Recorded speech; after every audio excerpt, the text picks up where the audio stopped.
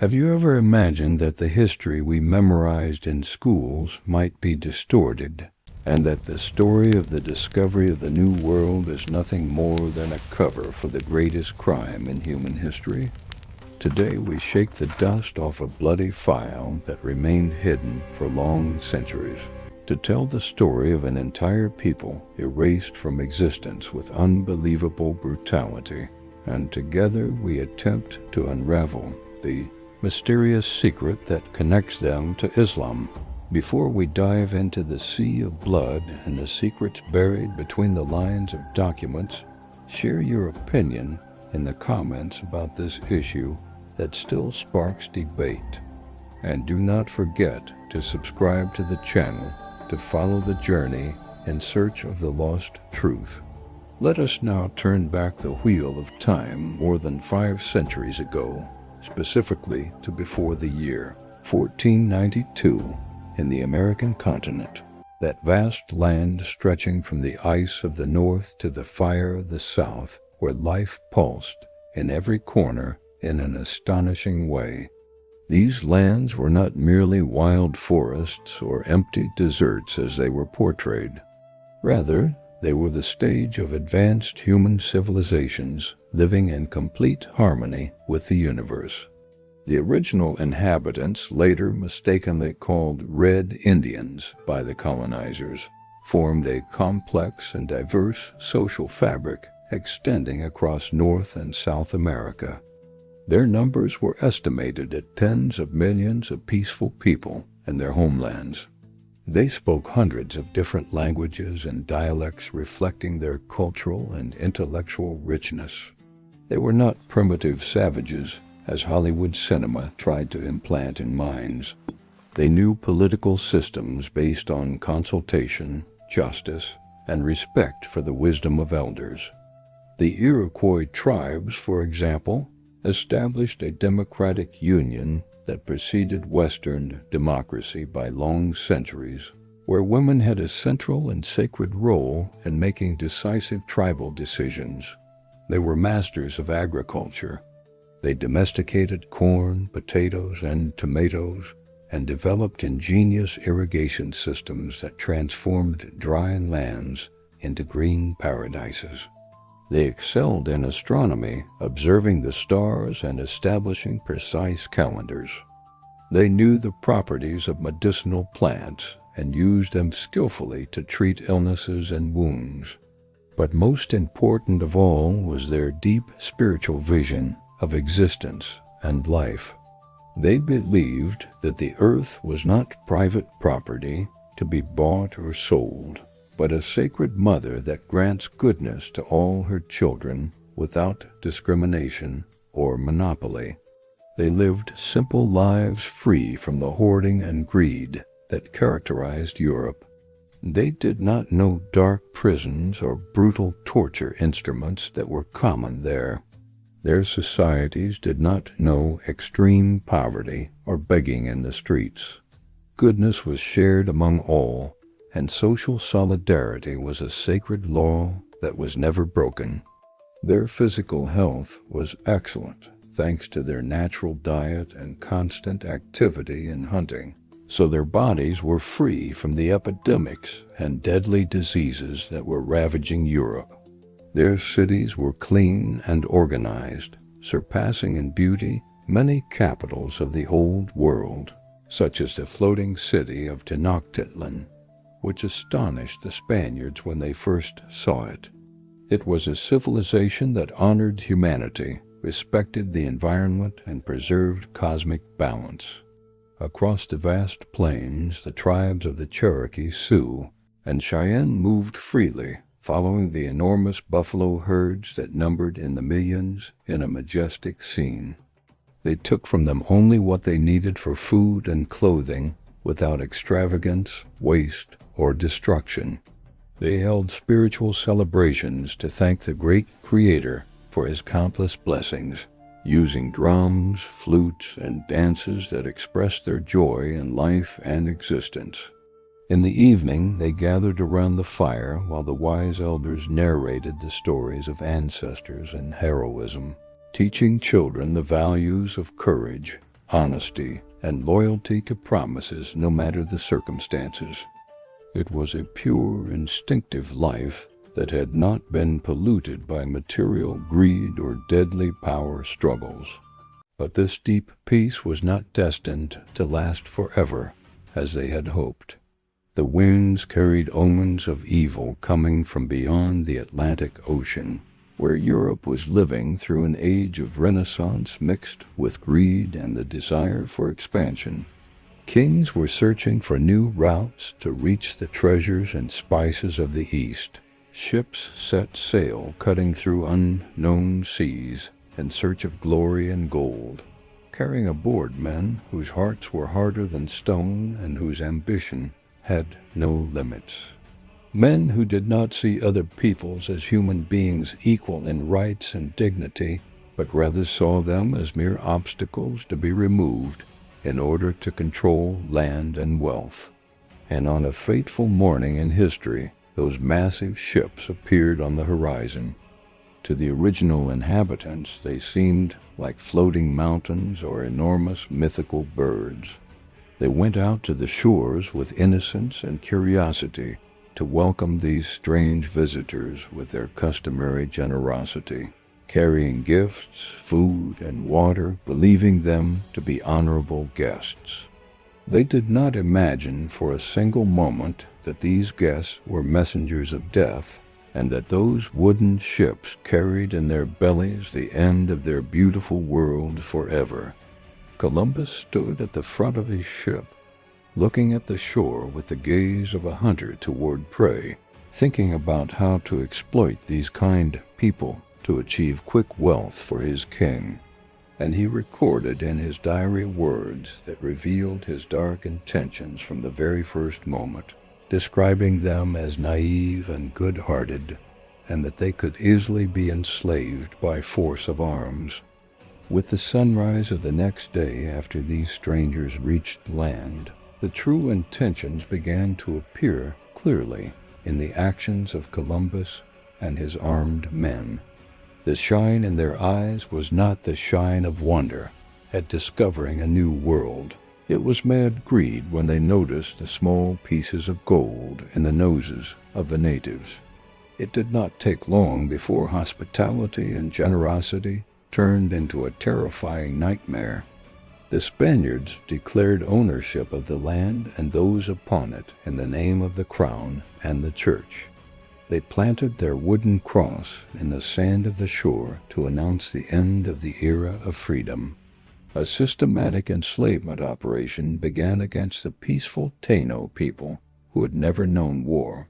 They forced them to work in the mines searching for the cursed yellow metal. Each individual was given a specific quota of gold that had to be delivered. Whoever failed to bring the required amount was punished by having his hands cut off immediately, left to bleed to death in front of his children and women.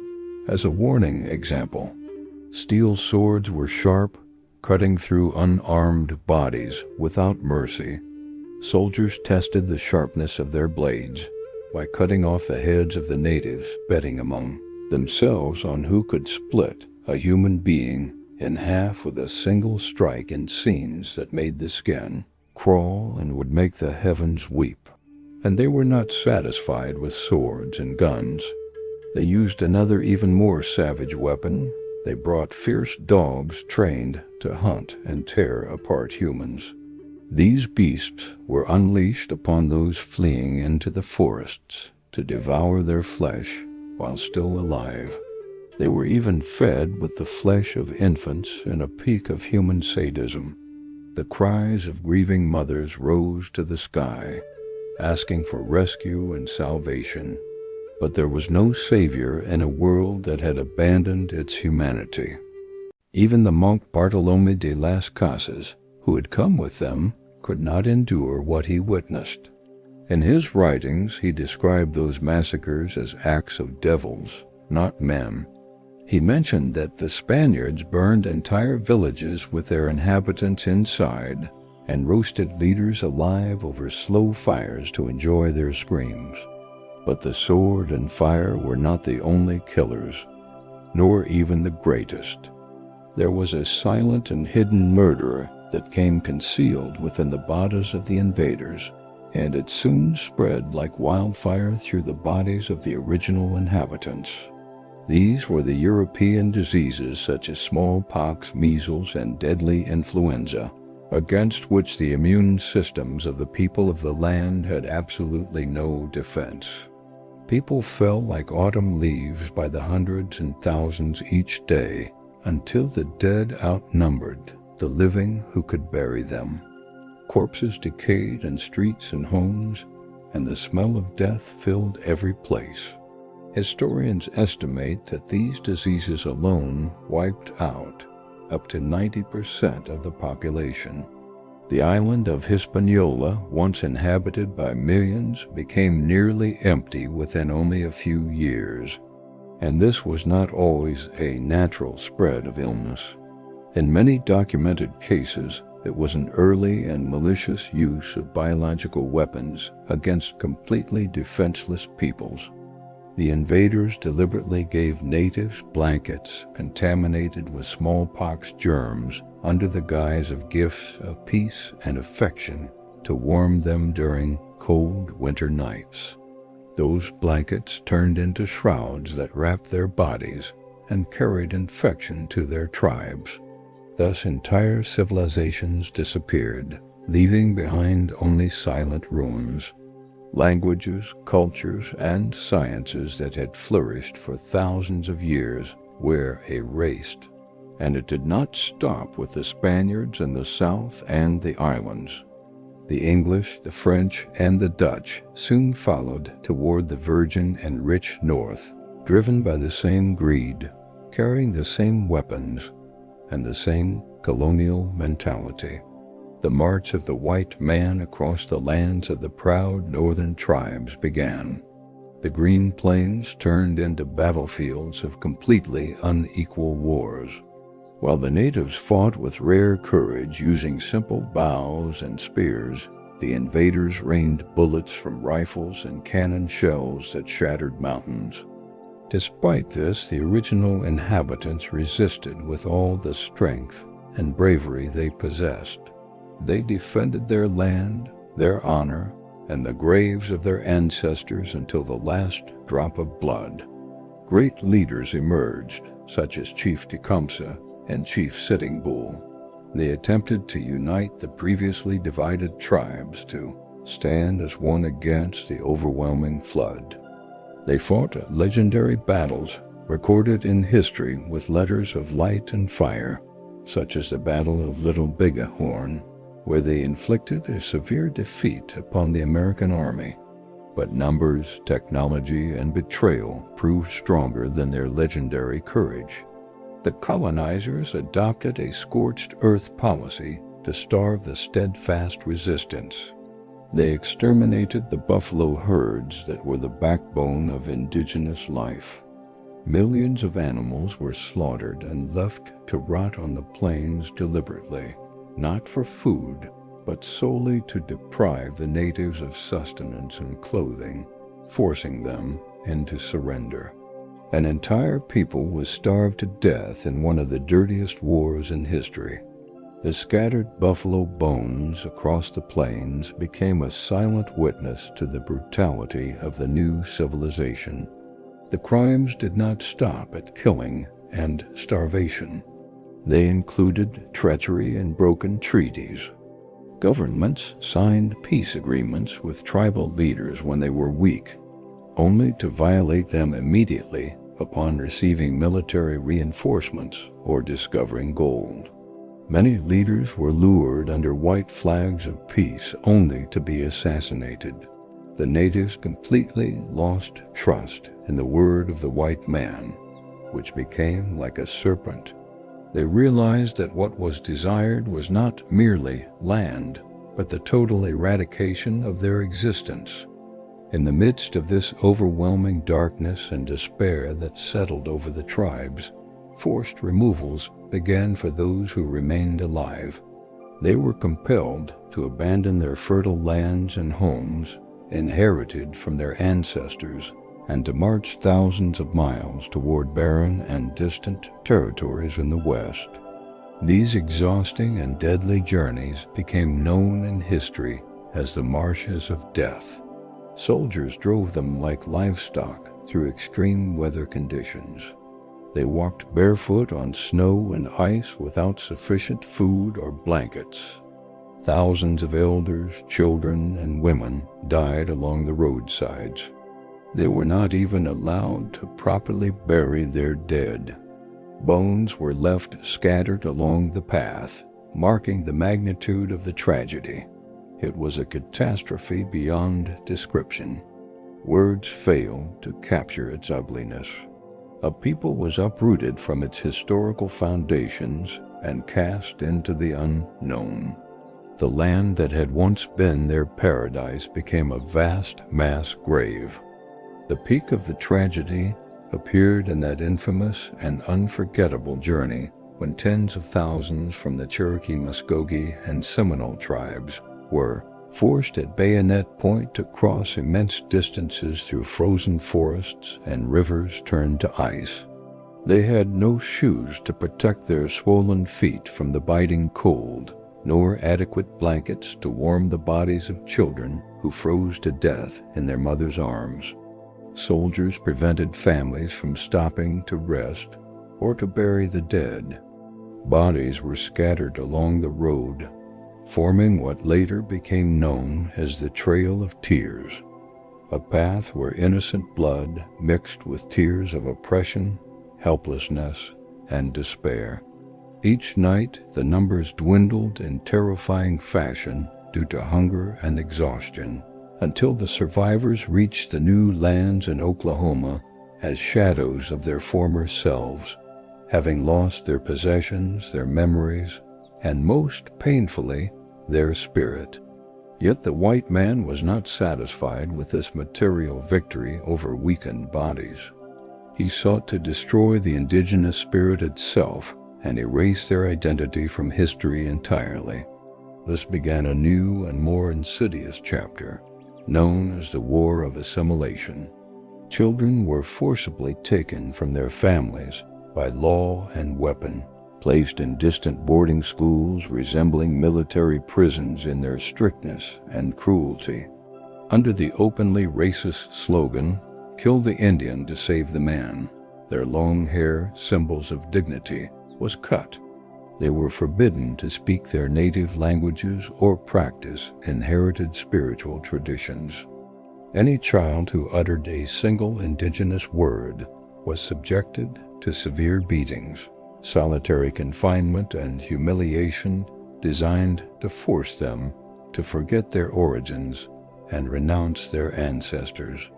Generations emerged stripped of identity, belonging to neither world, rejected by white society through racism, and alienated from a native past they were denied the right to know.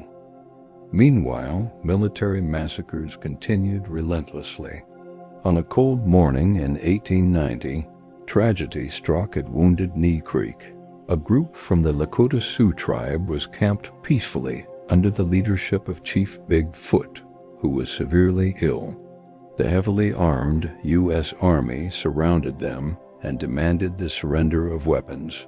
While the natives were handing over their old rifles, a single accidental shot was fired. The soldiers responded with indiscriminate gunfire, unleashing machine guns upon men, women, and children without distinction. Within minutes, the camp turned into a horrifying slaughter site. 300 bodies lay scattered across the white snow, now stained red. The corpses were left frozen in the open for days before being thrown into a mass grave. The Wounded Knee Massacre became the final bullet in the heart of armed indigenous resistance. After it, the era of free native peoples roaming the plains was declared over. Survivors were confined to narrow, impoverished reservations, barren lands unsuitable for agriculture, hunting, or dignified living. They survived on minimal government aid given with condescension.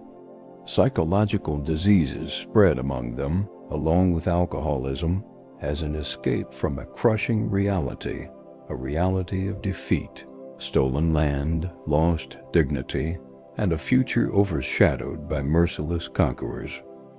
Despite all this destruction and ruin, and the continuous attempts at erasure over centuries, there remained something that resisted forgetting and obliteration in the memory of this people. Ancient secrets they inherited from their ancestors and preserved in their inscriptions and their names. Secrets that spoke of visitors who came from beyond the great sea long before Columbus. Men with dark skin who wore white garments and worshipped one God in the heavens. They left strange traces in language, in customs, and even in the features of some tribes.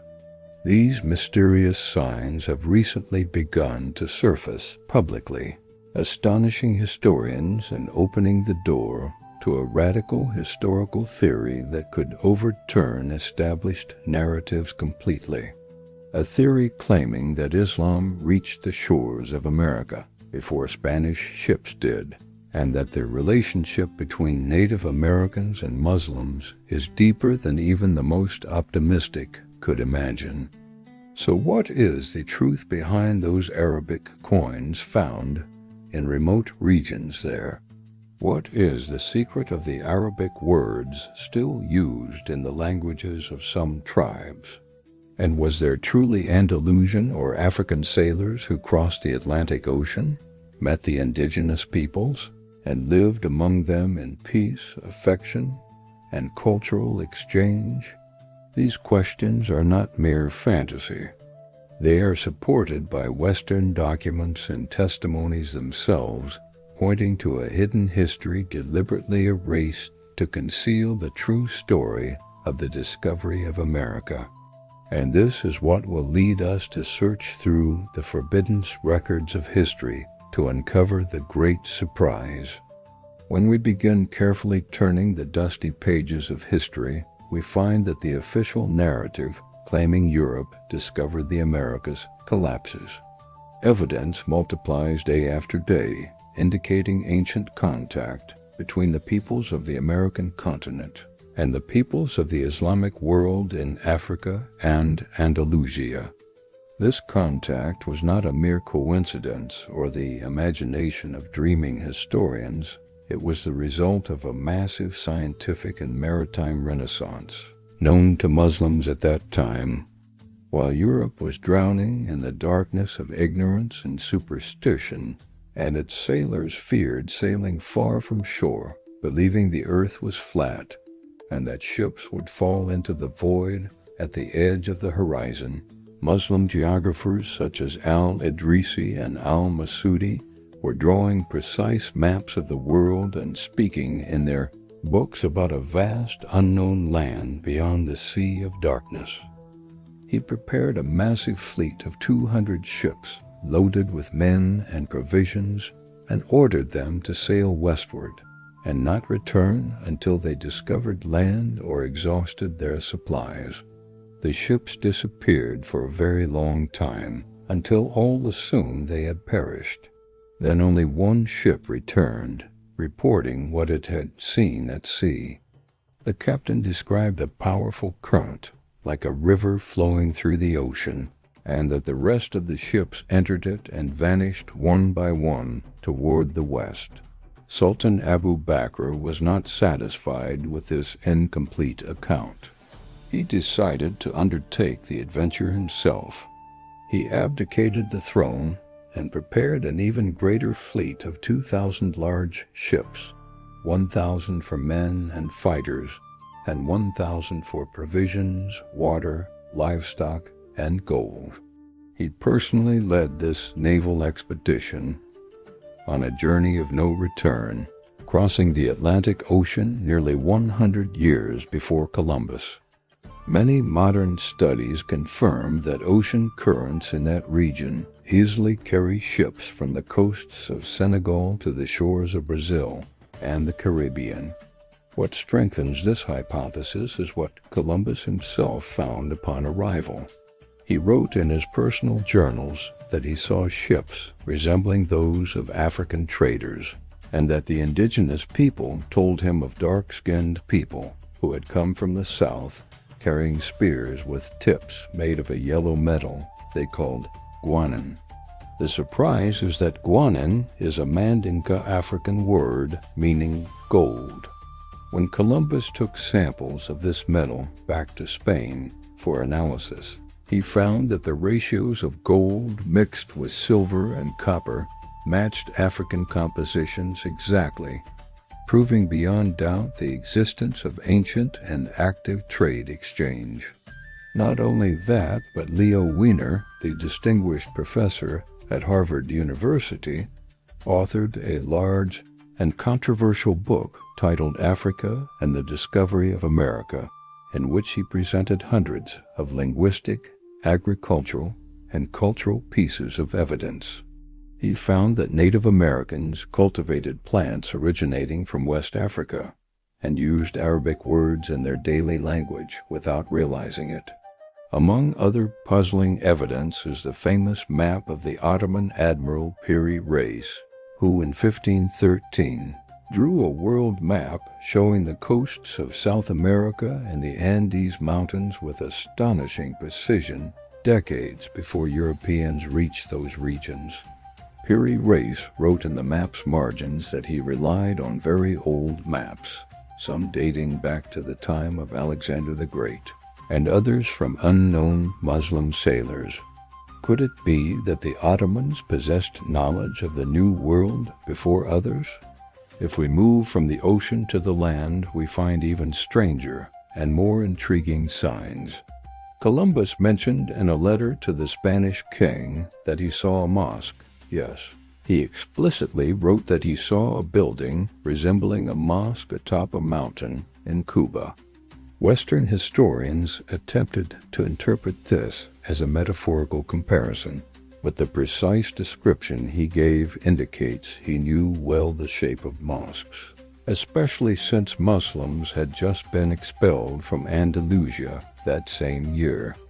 It is well known that many Moriscos fled the brutality of the Inquisition, boarding ships to escape with their faith and lives toward any land that would shelter them from persecution. Could some of them have preceded the Spaniards and settled those distant islands? This might explain the existence of entire tribes that never ate pork, performed purification rituals resembling ablution before prayer, and whose women wore head coverings similar to the Islamic hijab known in North Africa. There was even a tribe called the Melungeons living in the Appalachian Mountains whose members had dark skin and Eastern features distinct from other Native Americans. They always insisted that their origins traced back to people who came from the East. Researchers found symbols carved on their old gravestones resembling the crescent and star, and even the word Allah in Kufic script.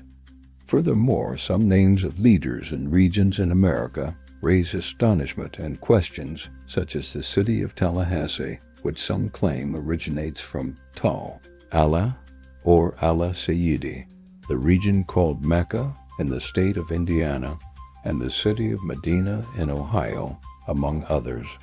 Some may argue these are mere linguistic coincidences, but when coincidences repeat hundreds of times, they become a phenomenon deserving study and indicate a missing link removed from the book of global history. Perhaps the greatest evidence of attempts to suppress this truth was the Spanish decree issued in 1501 prohibiting Muslims from traveling to the Americas. Why would such a decree be issued unless there was real fear that new Muslims might connect with their brethren who preceded them there or spread their religion among indigenous populations?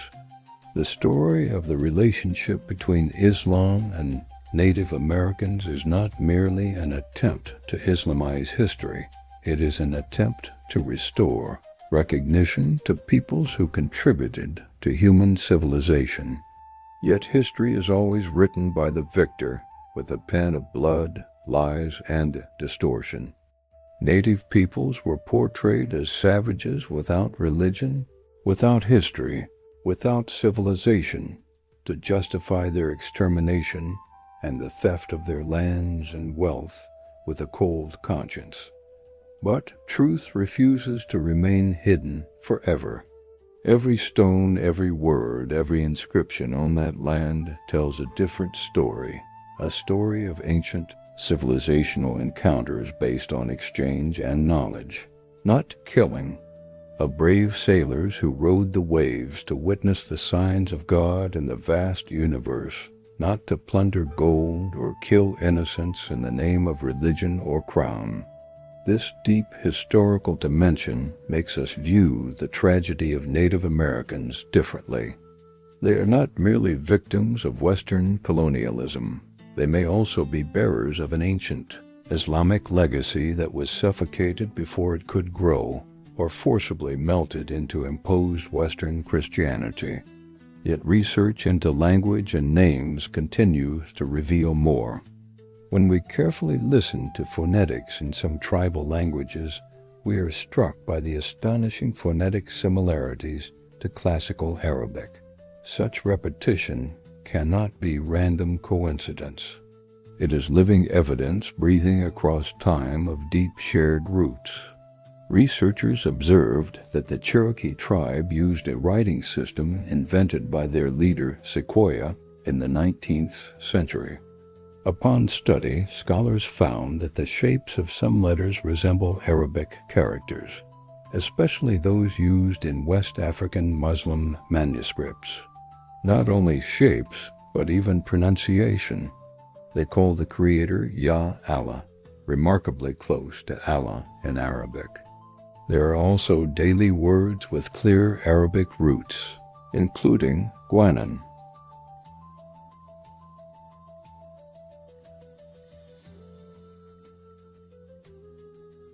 In Arizona, there are mountains named Mohammed on old maps predating modern Arab migration.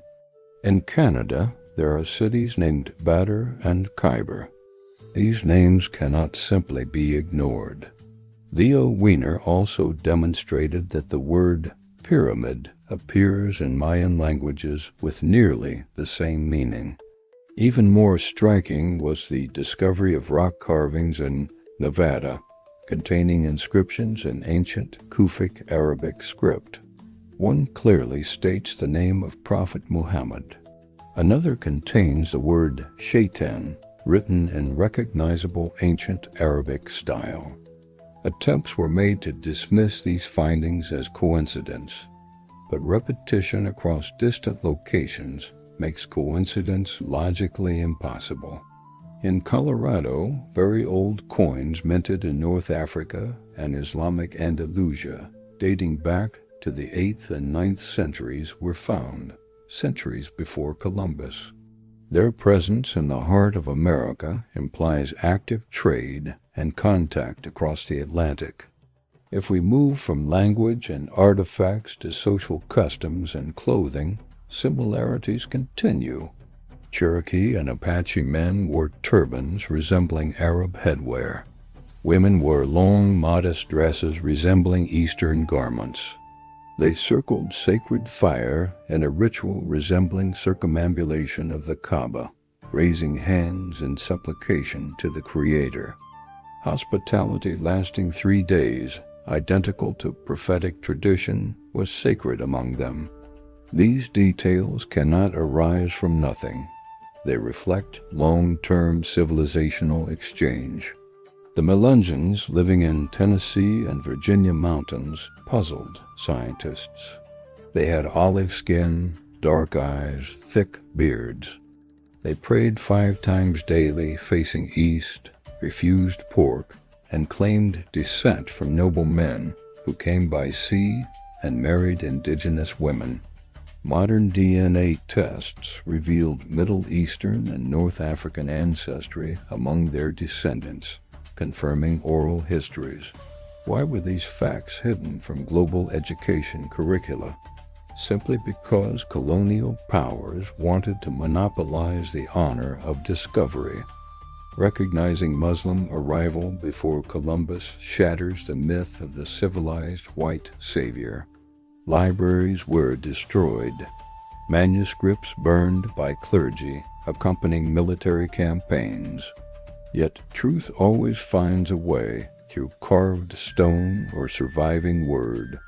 This evidence paints a new image of continental history, one of tolerance and exchange before colonial genocide. Today, descendants of these peoples live in reservations, isolated islands of poverty in the heart of the richest nation on earth. In Pine Ridge Reservation in South Dakota, unemployment exceeds 80%. Many homes lack clean water.